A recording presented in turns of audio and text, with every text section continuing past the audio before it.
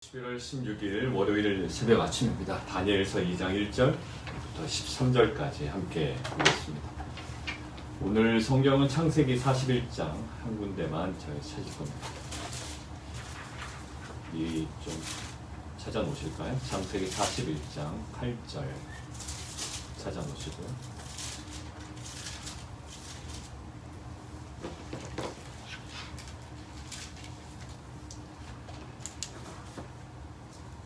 오늘 다니엘서 2장 1절부터 13절까지 말씀 함께 보겠습니다. 여러분들 오늘 1절 한번 보시죠. 느부갓네살이 다스린 지 2년이 되는 해라고 되어 있습니다. 604년 정도 될 겁니다. 기원전 604년.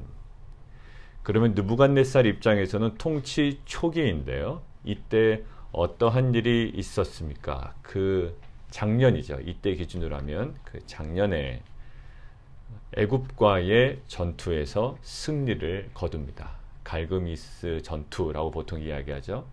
그 전투에서 승리를 거두고 그 여세를 몰아 남유다로 치고 들어와 포로 일부를 끌고 가고 또 성전의 여러 가지 기물들도 가지고 가는 장면을 저희가 봤습니다.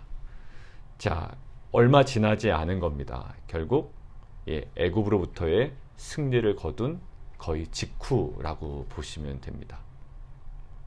그런데 승리 이후에 이 느부갓네살 왕의 마음 상태가 지금 나와 있습니다.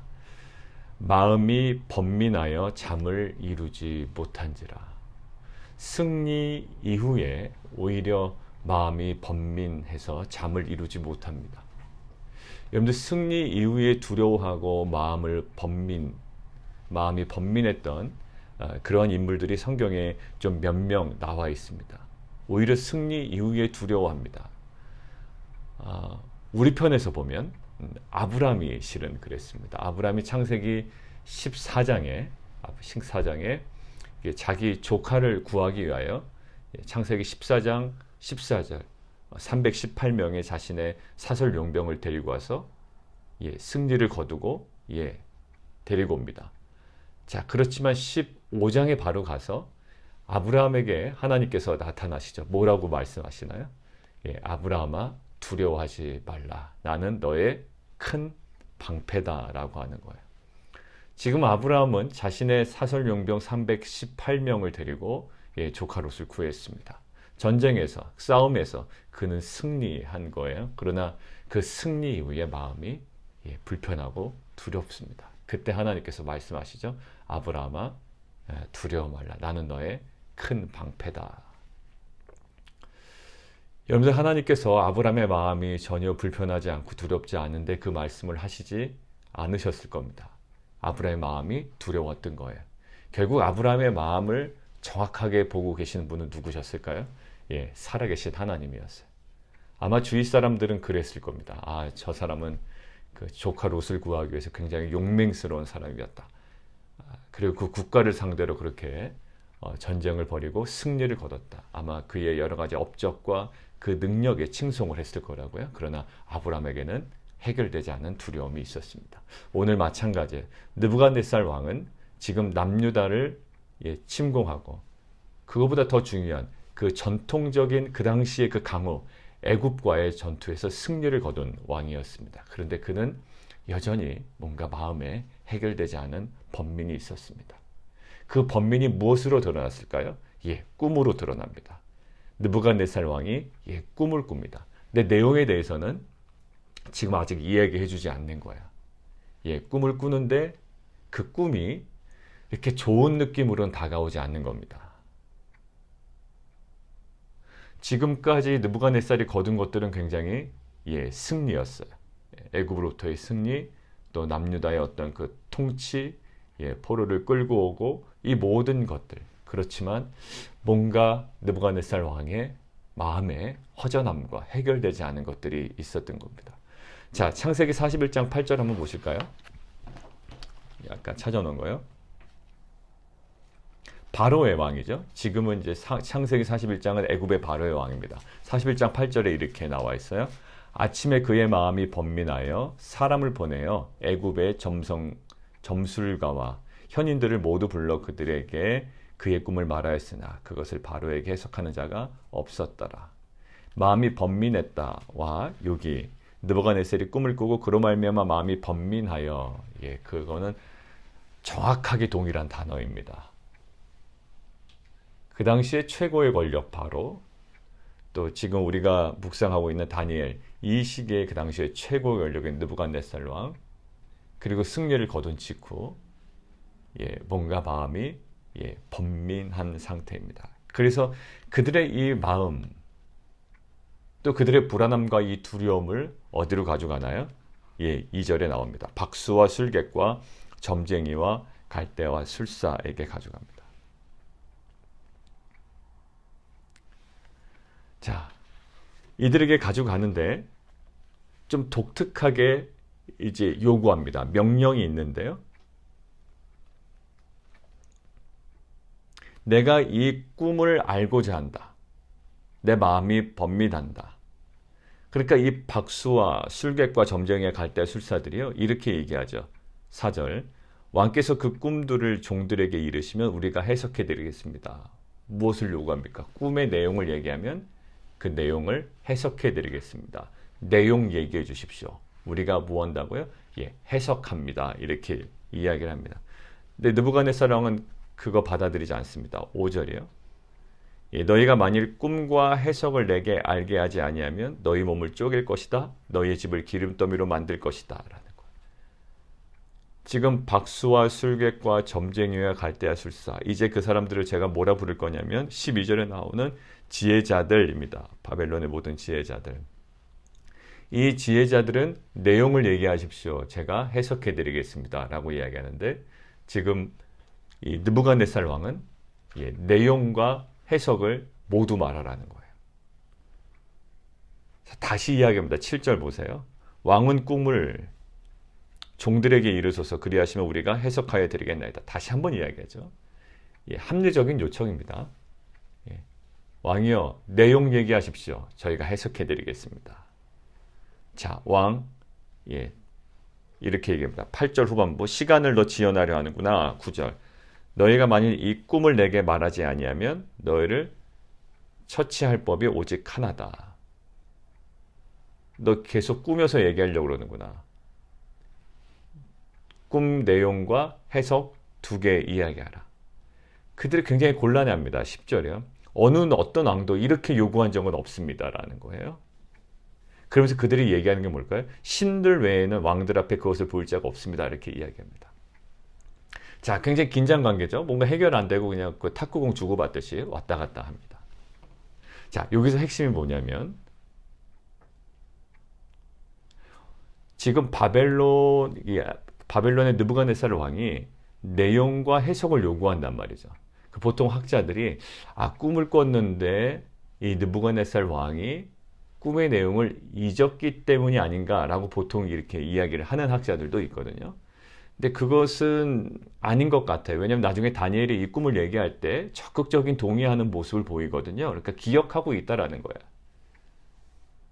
내용을 잊어서가 아닌 것은요, 지금 또 하나 단서가 있는데, 지금 우리가 1절과 2절에 보면 꿈이라는 단어가 있잖아요. 2절에 보면 1절에 꿈을 꾸고 왕이 그의 꿈을 라고 이야기하는데, 그 꿈이요, 할로모트예요. 할로모트라는 히브리어인데 이게 할롬의 복수형입니다. 그러니까 복수형이에요. 그러니까 할롬의 복수형 할로모트인데, 결국 뭐냐면 이 꿈이 일회적이지 않았다라는 거예요. 단회적이지 않고 동일한 꿈을 연속적으로 반복되이 꾸었다라는 거죠.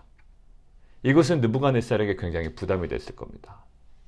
뭔가 동일한 꿈을 반복해서 계속 꾼 거예요. 그러니까 이것은 뭔가 심상치 않음을 본인이 알게 되고, 그래서 마음이 번민했다라는 거죠.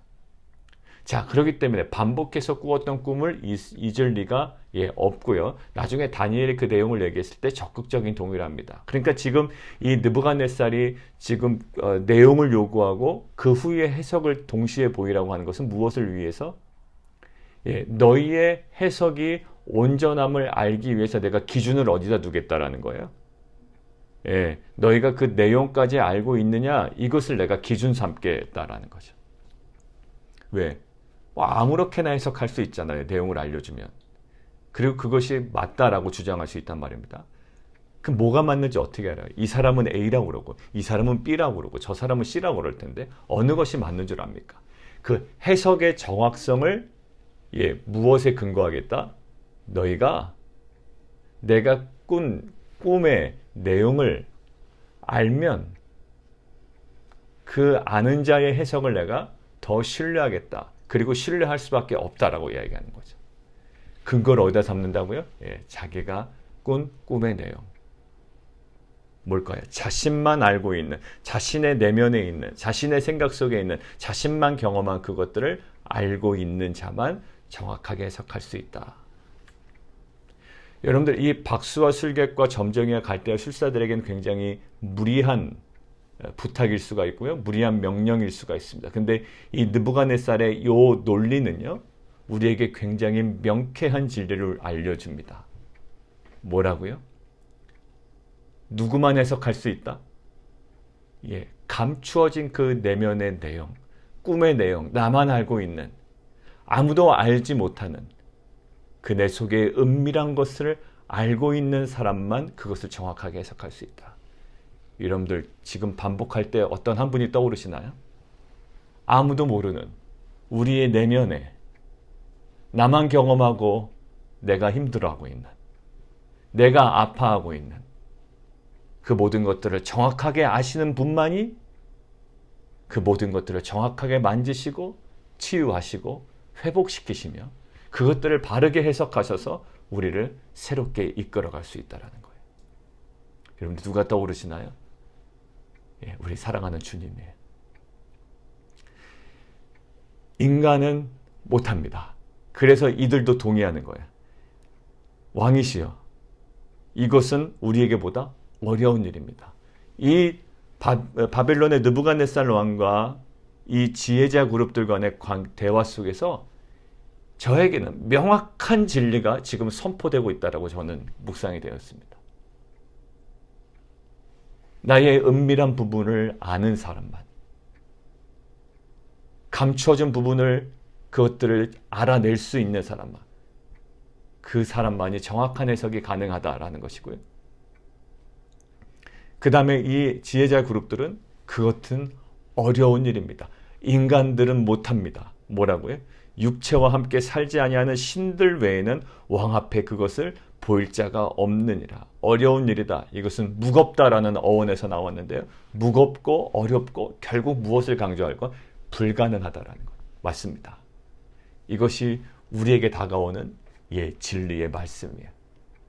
우리는 이 내용을 알기 때문에 뒷부분을 막 좀 연관지어서 묵상하려고 그래요. 근데 오늘에만 우리가 집중한다면 이들의 대화 속에 하나님께서 우리에게 아주 명확하게 말씀하시는 것이 있어요. 이 지혜자 그룹들은요, 이 바벨론의 어떤 정권을 지탱하는 굉장히 그 특별한 그룹이었습니다.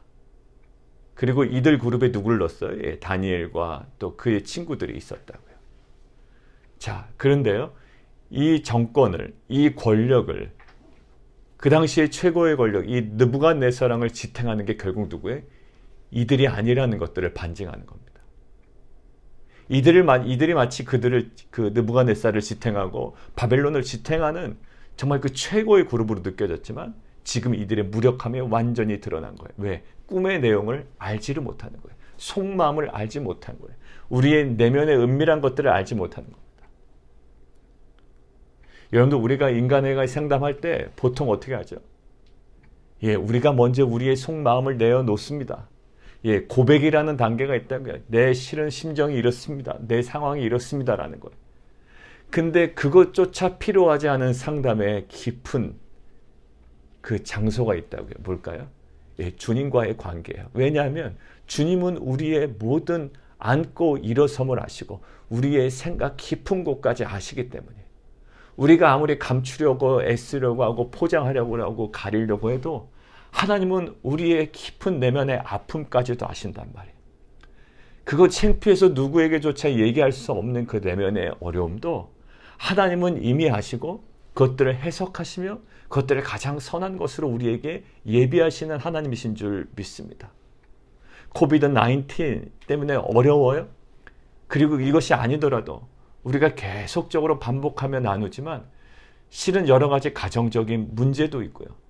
또 여러 가지 직장과 진로의 또 문제와 여러 가지 두려움도 있고요.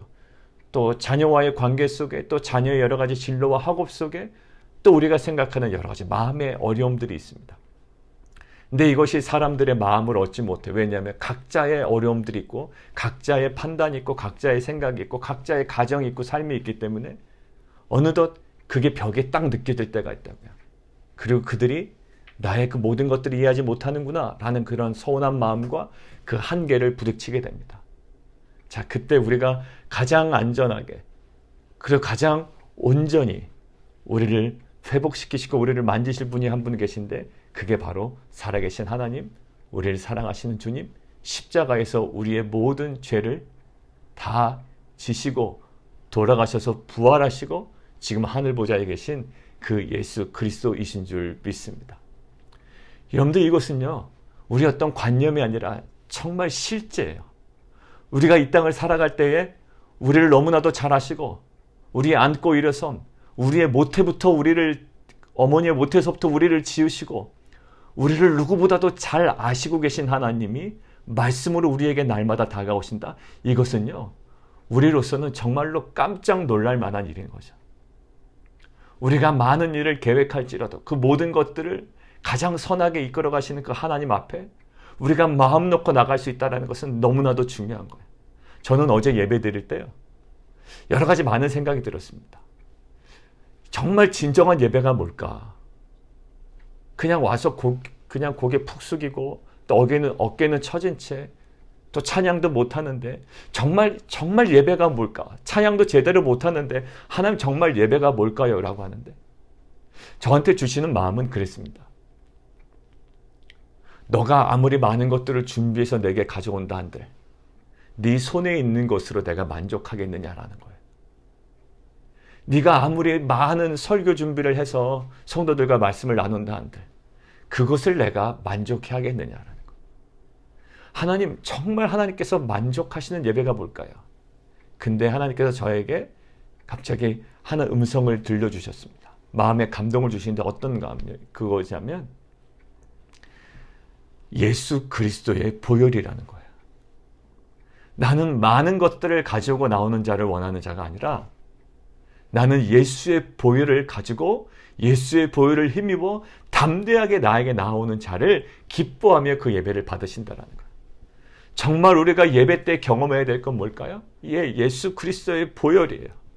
정말 사업이 어렵고 가정의 관계가 어렵고 여러 가지 어떤 사업 미궁에 빠지고 여러 가지 인생의 난제들이 있지만 우리가 그 모든 것들을 그냥 추스려서 주 앞에 나온 것들 안에 그 모든 것들을 다 껴안고 나올지라도 우리가 단 한 가지예요. 예수 그리스도의 십자가의 보혈을 의지하면 우리가 여러 가지 어려운 상황에 있어도 담대하게 나아갈 수 있는 겁니다. 아까 이야기했죠. 창세기 14장에 조카는 구했지만 그들이 어떠한 식으로 보복할지 몰라요. 자연스럽게 아브라함에게 다가온 것, 성공 이후의 두려움입니다. 이것들은 옆에 있는 사람들 몰라요. 야, 너 성공했잖아. 조카 구했잖아. 뭘 이렇게 걱정하냐. 근데 사람은요, 여러 가지 일로 번민합니다. 여러분들 사업에 성공해 보세요. 사업에 성공해도요, 이 성공이 언제까지 지속될 거냐라는 번민이 있어요. 사업이 잘 나가도요, 항상 불안하더라고요. 옆에 있는 사람들 보면. 왜요? 이 잘 나가는 사업이 언제까지 될까? 자녀가 좋은 대학에 들어가도요, 이 자녀가 또 좋은 대학에 들어가서 성적은 잘 유지할까? 좋은 사람 만나도 이 좋은 사람과의 만남이 잘 지속이 될까? 교회가 성장해도 이 성장이 또 다른 후퇴로 되지 않을까? 여러 가지 번민 가운데 있거든요. 근데 이것들을 명확하게 하시고 우리 가운데 정확하게 다가오시는 분이 계십니다. 그게 바로 성령 하나님, 우리를 구원하신 예수 그리스도 삼위일체 하나님이신 줄 믿습니다. 여러분들 그 하나님이 우리 가운데 어떻게 다가오실까요? 말씀으로 다가오십니다. 나중에 이제 다니엘은요, 이것 가지고 기도합니다. 그걸 하나님의 마음을 알아냅니다. 그리고 왕에게 전합니다. 여러분들 지금 이거는 누구에게는 위기 상황인가요? 지혜자 그룹들에게는 위기 상황. 왜? 말도 안 되는 지금 명령을 하니까. 그리고 또 누구에게는 위기 상황일까요? 동일하게 지금 13절 다니엘에게도 위기 상황입니다. 왜? 죽이려고 찾았더라. 여러분들 근데 이 위기 상황이 누구에게 기회가 되는가요? 나중에 다니엘에게는 정말 은혜의 그 기회의 그 시기가 됩니다. 여러분들 여호수아 기억나시죠? 여호수아는요, 모세를 이어서 리더십을 받습니다. 여호수아 입장에서 마음이 어떨까요? 마냥 좋을까요? 아니에요. 그 마음을 아는 사람 하나님이 뭐라고 그러시던가요? 두려워 말라 하는 거예요. 두려워했던 거예요. 여러분들 어떤 사람이 최근에 대통령 선거도 있었습니다만 대통령에 올라가고 장관으로 선출되고 이 모든 것들이 옆에 있는 사람들 보면 그냥 마냥 부럽죠. 저 사람은 사업을 일궈서 사장의 자리에 올라갔고 요번에 승진했고 프로모션도 됐고 그냥 마냥 즐거울 것 같잖아요. 아니라니까 마음이 번민 있고 나름대로 또 그 상황 가운데 두려움이 있습니다. 여호수아, 모세를 이은 두 번째 이스라엘 민족의 리더십 마냥 좋지 않아요. 왜? 모세는 강력한 어떤 지도력을 갖고 있었습니다. 왜? 과거의 40년의 왕자라는 경험, 그리고 하나님을 대면하여 알던 자요. 남들이 보기에도 모세의 말을 좀 안 들을 때도 있었지만 그래도 모세는 모세였다고요. 근데 지금 누굽니까? 여호수아는 모세의 시종. 시종이라고 해서 막 어떤 그런 정도는 아니지만 그래도 모세와 비교해서는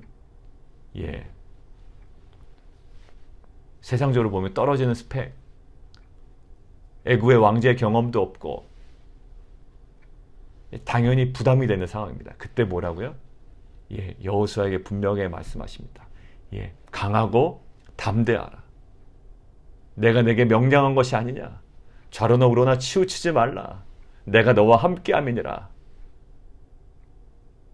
자, 이 번민하는 여호수아의 마음을 하나님께서 강하게 말씀하시고 내가 너와 함께함이라 결국 뭐라고요? 말씀을 주십니다.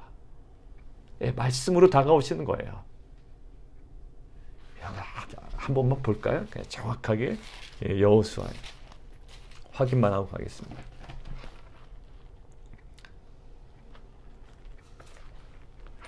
이 상황 때문에 모세를 이어서 지도력을 가졌지만 눈에 보이는 지도력으로 감당하는 게 아니거든요.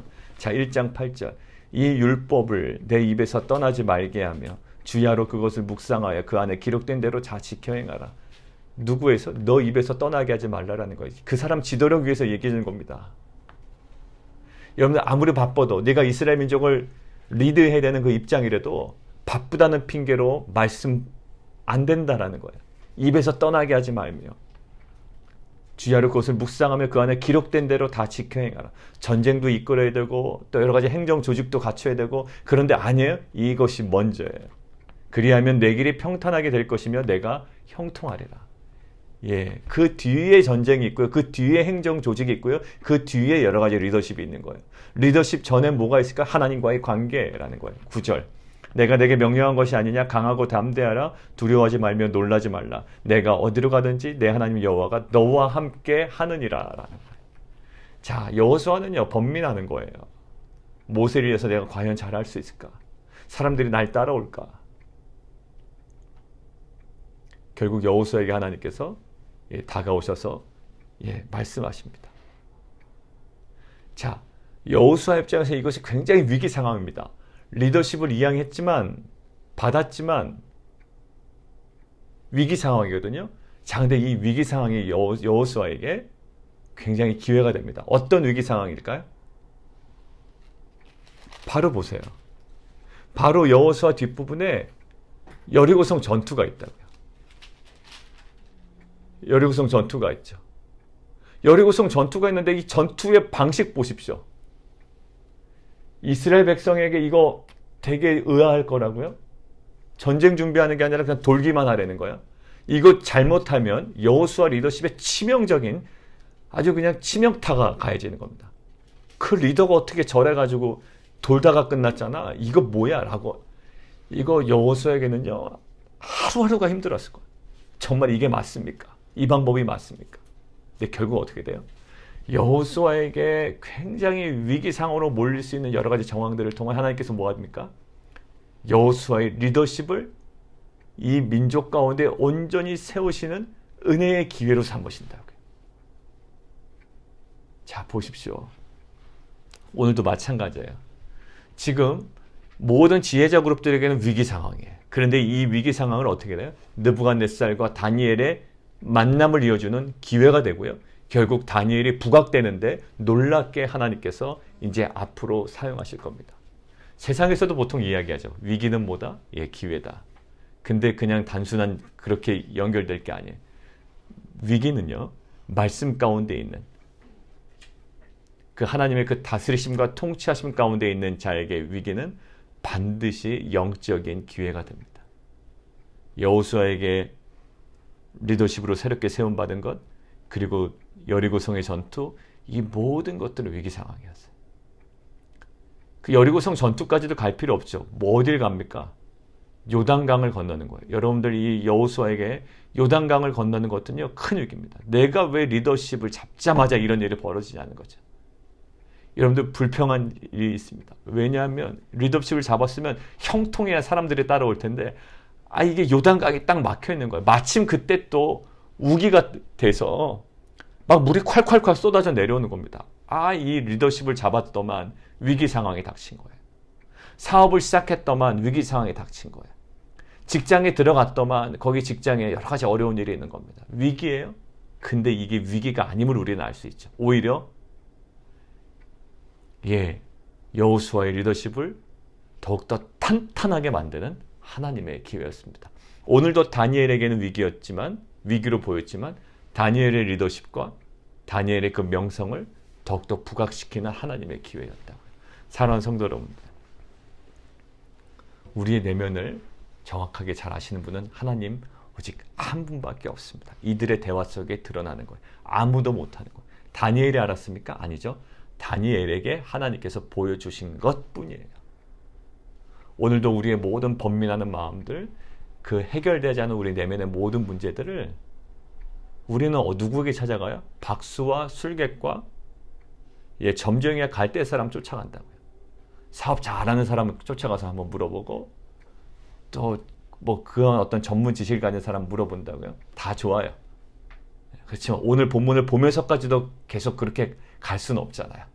이제 하나님의 말씀 앞으로 나아가셔서 우리의 내면의 모든 것들을 미리 알고 계시고 가장 선하게 이끌 하나님께 나아가 무릎 꿇어 정말 엎드려 간구할 때 가장 좋은 것으로 공급하신 하나님을 경험하는 귀한 공동체가 되기를 원하고요. 지금 다니엘에게는 위기 상황입니다. 그러나 여호수아에게는요, 리더십을 새로 받고 또 요단강을 건너야 되는데 지금 물은 계속적으로 강하게 내려오고 있고 여리고성 전투를 해야 되고 있고 모든 것들이 다 위기 상황이라고요. 근데 이것들이 오히려 여호수아의 리더십을 더욱더 강력하게 만드는 하나님의 기회였음을 분명히 깨닫고, 오늘도 우리가 경험하는 위기 상황 가운데 우리가 온전히 하나님께 나아감을 통해 그것들을 새로운 영적인 기회로 펼쳐가시는 하나님을 경험하는 귀한 공동체 되기를 주님의 이름으로 축원합니다. 우리 함께 기도하겠습니다. 사람의 조언을 구하죠. 저는 다 그것이 가능하고 또 그런 과정이 있어야 된다고 저는 믿어요. 그렇지만 그것보다 그게 앞서지 말아야 될 하나가 더 있다고요. 우리는 그 모든 것들을 먼저 상황을 다 설명해야 그 사람의 조언을 얻습니다. 그러나 그 모든 것들을 상황 설명하지 않아도 우리에게 말씀 한 구절로 명확하게 이끌어 가시는 분이 계세요. 그게 바로 살아계신 하나님, 우리를 위하여 십자가에 달려오신 예수 그리스도, 그리고 우리 가운데 내주하시는 그 성령 하나님, 삼위일체 하나님이에요. 그 말씀으로 우리는 그 하나님과 대면할 수 있습니다. 우리가 먼저 그 앞으로 나아가는 공동체가 되기를 원해요. 박수와 술객과 점쟁이와 갈대와 술수 앞으로 나가지 아니하고, 저는 그것으로 나가지 않습니다. 그러나 우리는 세상에 좋은 줄 사람을 너무 많이 옆에 뒀거든요. 그 사람 한마디 한마디에 움직이고 팔랑귀가 되고 또 마음 힘들어하고 더 번뇌하고, 우리가 그 마음을 추스려 어디 앞으로 가야 될까? 말씀 앞으로 나아가야 돼요. 그리고 두 번째, 위기 상황이에요. 누구에게? 지혜자 그룹들뿐만 아니라 이 다니엘에게도 위기 상황입니다. 그런데 하나님께서는 이 위기 상황을 다니엘에게 영적인 기회로 바꿔나가시는 거예요. 여호수아도 마찬가지입니다. 지금 왕이 모세를 이어서 리더십으로 세워졌다고요. 근데 불안해요. 모세와 너무 비교된다고요. 하나님께서 그에게 계속 만져가십니다. 그런데 앞불사, 지금 요단강이 지금 우기 때문에 물이 너무 세게 내려오는 거예요. 건널 엄두조차 안 나요. 또 다른 위기 상황입니다. 근데 하나님은요, 그 위기를 오히려 여호수아의 리더십을 세워나가는 기회로 삼으세요. 요단강이 멈춥니다. 흐름이 끊겨버려요. 거기를 지나갑니다. 어느덧 여호수아의 리더십이 계속 세움받고 있어요. 여리고성 전투요, 말도 안 되는 전략이에요. 그러나 이것들을 통하여 여호수아의 리더십은 계속 세움받습니다. 위기였는데 오히려 여호수아에게는 하나님께서 기회로 사용하십니다. 그 하나님 앞으로 우리가 오늘 나아가기를 원해요. 우리의 모든 인생의 문제들과 풀리지 않은 여러 가지 난제들이 있죠. 해결되지 않아요. 그러나 그 모든 것들을 가지고 이것의 의미가 무엇인지, 어떻게 해석해야 되는지, 우리가 무엇을 바라봐야 되는지 하나님 말씀 앞으로 나아가 그 안에 참된 평안과 회복과 새로운 은혜들을 경험하는 공동체가 되기를 원합니다. 우리 함께 기도하며 나가도록 하겠습니다. 우리 함께 기도하겠습니다. 우리 이정호 선교사님과 우리 박상선 목사님, 그리고 웨슬리 교회 우리 벤 성도님 위해서, 회복을 위해서 우리 함께 좀 계속 기도해 주시면 좋겠습니다. 함께 기도하겠습니다. 살아계신 하나님, 느부갓네살 왕과 또 지혜자 그룹들과의 모든 대화를 통해 그들은 고백합니다. 이것은 인간에게는 어려운 일입니다. 육체와 함께 살지 아니하는 신들 외에는 왕 앞에 그것을 보일 자가 없느니라. 그들의 한계를 토로합니다. 예, 맞습니다. 감추어지고 또 우리 안에 숨겨진 그 모든 내면의 생각들과 우리의 번민과 두려움들은 아무도 알 자 없지만 그것을 오직 아시는 분이 계십니다. 그 우리를 사랑하시고 또 우리에게 구원을 허락하여 주시며 우리와 동행하시고 또 우리에게 임재하고 계시는 그 성령 하나님이신 줄 믿습니다. 오늘도 그 하나님 앞에 그 말씀 앞으로 나아가 우리의 다 토로할 수 없는 우리의 여러 가지 정황과 인생의 난제들을 가장 선하게 이끌어 가실 그 하나님을 경험하는 귀한 공동체되게 도와 주옵소서. 하나님, 오늘 다니엘에게는 또 다른 위기 상황입니다. 여호수아에게도 모세를 이어서 리더십을 이양받은 이 여호수아에게도 위기였습니다. 요단강이 멈추질 않습니다. 그리고 여리고성의 전투를 벌여야 됩니다. 이 모든 위기 상황을 오히려 여호수아를 높이시는 하나님의 기회였음을 고백하고 우리의 인생의 여러 가지 위기 상황들을 단순히 우리의 시선으로 바라보는 것이 아니라 말씀을 통해 아버지의 마음으로 바라보게 하여 주셔서 이것을 통하여 선을 이루어 가시는 하나님을 신뢰하는 공동체 될 수 있도록 은혜 베풀어 주시옵소서. 예수 그리스도 이름으로 감사하며 기도드리옵나이다. 아멘.